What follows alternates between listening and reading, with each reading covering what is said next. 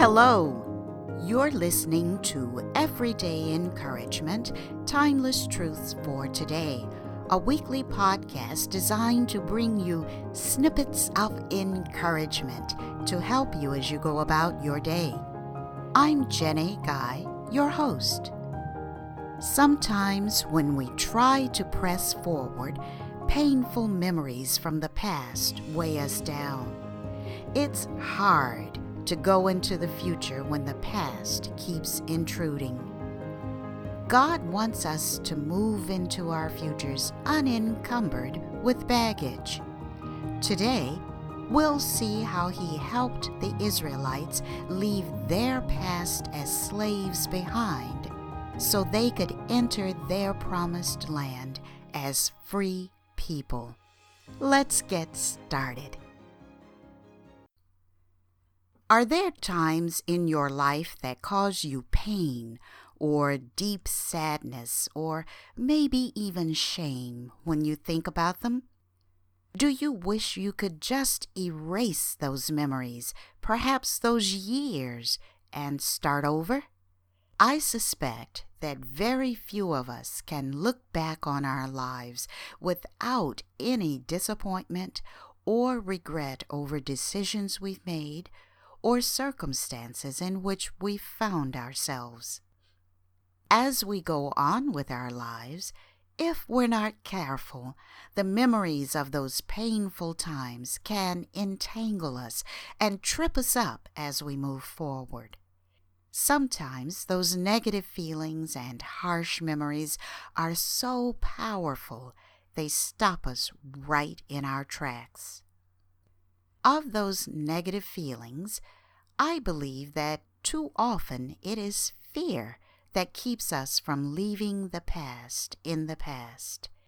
It is fear that keeps us from starting over, fear that we will repeat our mistakes, fear that we will fail again, fear that nothing has really changed.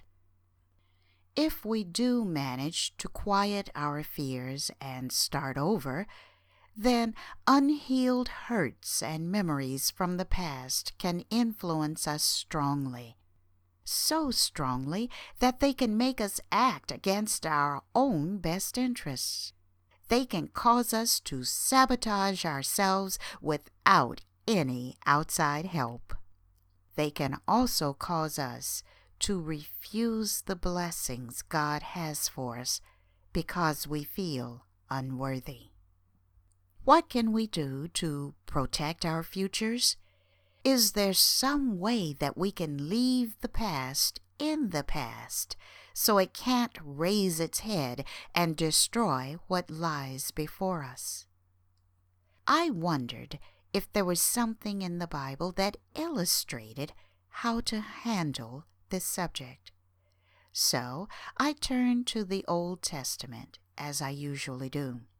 I found what I was looking for in one of the stories about the Israelites as they were transitioning from slaves to free people. The account of how the Israelites were freed from bondage in Egypt and crossed the Red Sea under miraculous circumstances is probably one of the most famous stories in biblical history. The episode when the Israelites listened to the 10 spies' fearful report and, as a result, failed to challenge the Canaanites and conquer the land is probably as well known as that of the Red Sea miracle. Their failure to believe God and fight when He said fight caused the Israelites to be sentenced to stay in the desert for 40 years until all those 20 years of age and older had died. Today, I want to look at another event in their history that, while maybe it isn't as well known, it is just as significant as these two incidents. This particular story takes place when the sons and daughters of that first generation who died in the wilderness enter the promised land. In the book of Joshua, the 5th chapter and verses 2 through 9, God instructs Joshua to circumcise the men. This was critical because their circumcision symbolized renewing the covenant between God and Israel. The 10 Commandments that God gave Israel 40 years prior at Mount Sinai was His covenant with them. The very first requirement was for Israel to recognize the one God as Lord of everything and worship only Him.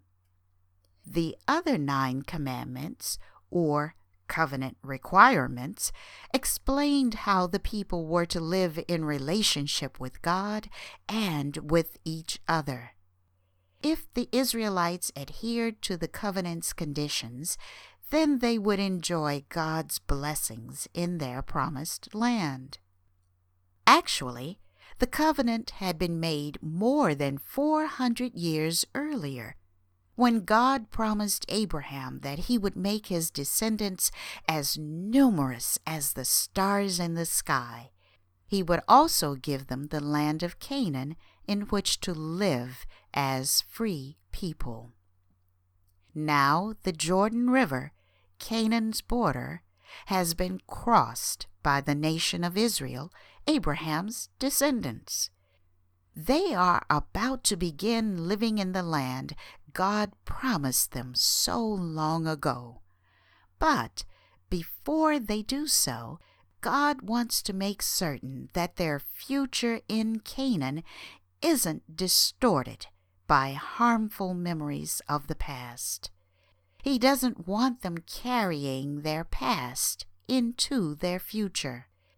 And, probably most important, God wants them to understand that 400 years of servitude do not define them. Therefore, the act of circumcision was both a sign and a reminder to the Israelites of their covenant with God. He was letting them know that just as He had done for 40 years in the desert, He would still care for them, protect them, and provide for them in their promised land. God was letting them know that He still wanted them to be in relationship with Him. I'd like to read the Joshua passage from the New Living Translation. At that time the Lord told Joshua, "Make flint knives and circumcise this second generation of Israelites." So Joshua made flint knives and circumcised the entire male population of Israel at Gibeath-ha-Araloth. Joshua had to circumcise them because all the men who were old enough to fight in battle when they left Egypt had died in the wilderness. Those who left Egypt had all been circumcised, but none of those born after the Exodus during the years in the wilderness had been circumcised. The Israelites had traveled in the wilderness for 40 years until all the men who were old enough to fight in battle when they left Egypt had died, for they had disobeyed the Lord. And the Lord vowed He would not let them enter the land He had sworn to give us, a land flowing with milk and honey. So Joshua circumcised their sons, those who had grown up to take their fathers' places, for they had not been circumcised on the way to the promised land. After all the males had been circumcised, they rested in the camp until they were healed. Then the Lord said to Joshua, "Today I have rolled away the shame of your slavery in Egypt."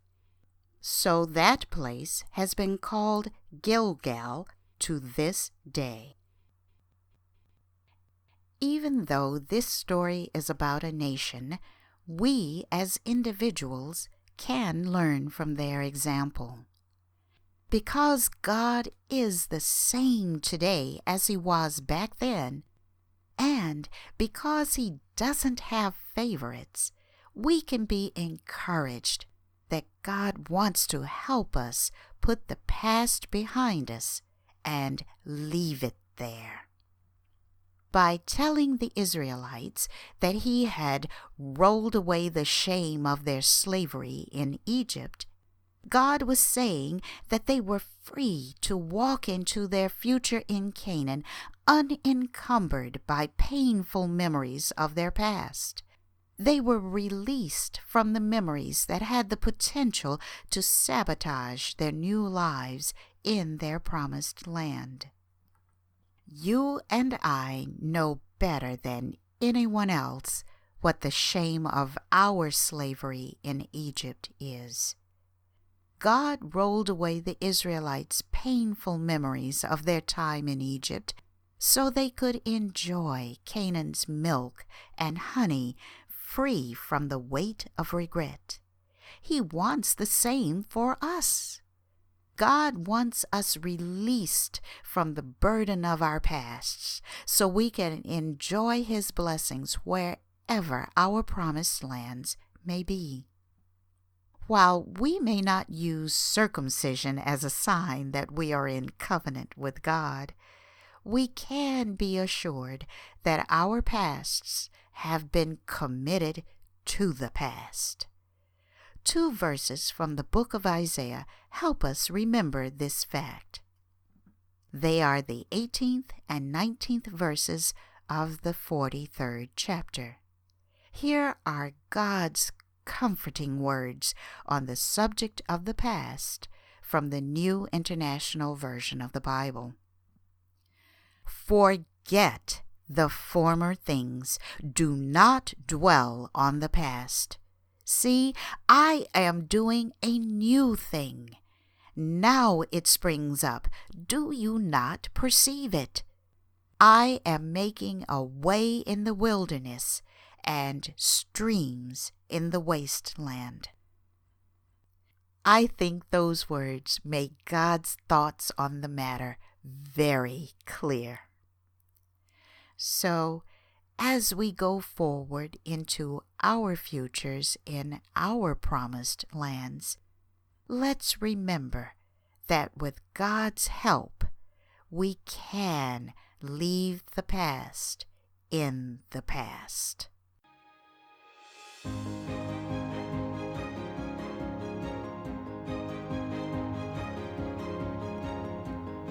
I hope you heard something today that has encouraged you and possibly given you something new to think about that will motivate or inspire you.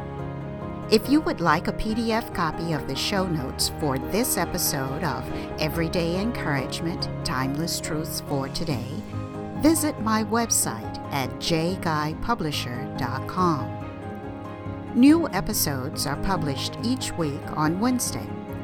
I hope you'll join me for another installment of Everyday Encouragement, Timeless Truths for Today. Well, that's it for now. Until next time, be encouraged.